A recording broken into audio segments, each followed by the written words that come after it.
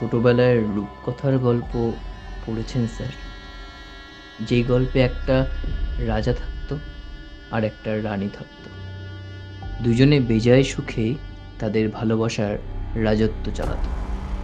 আর তখনই সেই রাজ্যে উপস্থিত হতো এক রাক্ষস, যে সবার মনে বুনে দিত তার মায়াজাল। আলগা হতো বিশ্বাস ও ভালোবাসা। ভালোবাসা, ভালোবাসা না কসাইয়ের মুরগি পোষা। আধারে মায়া বাড়ে, কারো যদি করো ক্ষমা, আশা রাখি দেখা হবে। শুভরাত্রি।